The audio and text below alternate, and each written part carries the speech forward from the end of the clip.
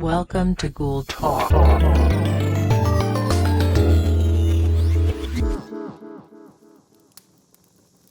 everyone, my name is Chris A, and welcome to Ghoul Talk. Ghoul Talk is a place where, I guess last time I defined it as we answer a question imperfectly.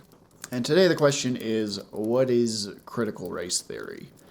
Because everyone's talking about it, and let's discuss what it is. Before we get into this, if you wouldn't mind, feel free to give this video a like, comment, subscribe. You know how YouTube works. So first off, let's talk about what critical race theory is. So I'm pulling this definition from Wikipedia. The citation is from the Encyclopedia of Race, Ethnicity, and Society from 2008. So it says, critical race theory is an academic movement of civil rights scholars and activists in the United States who seek to critically examine the law as it intersects with issues of race and to challenge mainstream liberal approaches to racial justice. So basically the idea here is, if you examine the laws of the United States and you only look at what the laws say, you'll notice some discrepancies in what the laws say versus how the laws are enforced. A great example of this is, simply put, poor people have access to lower quality legal representation because you have to pay money for a lawyer. And if you're poor, you have less money to pay for that lawyer. You might even be stuck with a public defender. And if you have a lower quality legal counsel, you're more likely to get a higher sentence, basically. So for the same crime as someone who has more money, the chances are more likely that you will be punished more harshly for the same crime. And of course, in the United States, people of color are more likely to be lower income.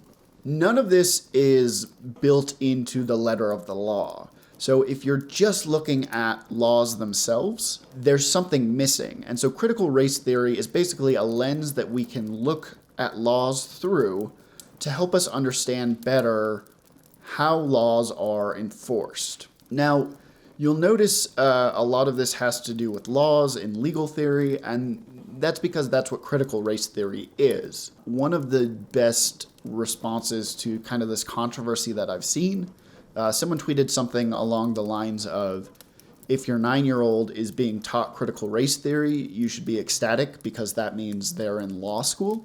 And that's really what I want to hit home right off the bat here. Critical race theory is a graduate level legal theory. It is not being taught in public schools.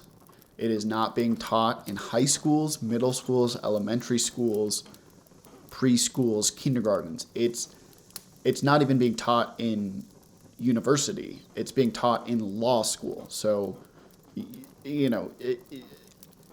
so even though it's not being taught in schools, we're seeing a lot of movement, particularly in Florida and some other more conservative states, where they are trying to ban the teaching of critical race theory in public schools. And so we've got this weird kind of dichotomy of they're trying to ban something that's not even happening.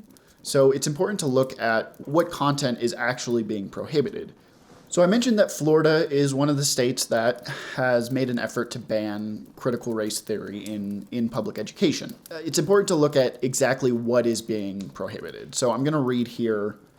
Florida's State Board of Education voted recently to adopt a rule that prohibits instructors from suppressing or distorting significant historical events. And I think on the surface, that's fine. Examples of theories that distort historical events and are inconsistent with state board approved standards include the teaching of critical race theory, meaning the theory that racism is not merely the product of prejudice, but that racism is embedded in American society and its legal systems in order to uphold the supremacy of white persons. So obviously there's a lot packed in there. The most important thing is they are prohibiting the instruction of the idea that racism is embedded into legal systems in the United States. It just is. I mean, it's not a stretch of the imagination to say. For some reason, this idea has become politicized. So if we went back to the 60s, of course, race was embedded into our legal system. But even since then, like I mentioned, there are discrepancies between the way laws are enforced, and those discrepancies often fall along economic or oftentimes racial lines. The legacy of things like Jim Crow, of things like the war on drugs, mass incarceration, housing discrimination, those are still felt by people of color today in the United States. There are real material inequities in this country, and suggesting that you cannot teach children about those inequities, or at least you can't attribute any of those inequities to anything to do with the history of slavery, Jim Crow, and white supremacy in this country. That's bad, because again, there's kind of this pretense of we don't want historical events to be distorted or misrepresented. So in order to do that, we're going to pretend like there's no such thing as systemic racism. I've got a quote here from Florida Governor Ron DeSantis, and he said, "You teach the facts. You teach everything that has happened. But critical race theory is basically race essentialism. It teaches people to view that as the most important characteristic. And obviously, if you are of certain races, Caucasian or whatnot, they view that in a negative light." So right there, he's just lying. He's just lying about what critical race theory is, and calling it race essentialism. Race essentialism is the idea that your race basically determines your worth as a human being. When we look at history through the lens of critical race theory, we're really not talking about an individual's race, but rather how that race has been treated historically and how people may or may not still be feeling those effects today.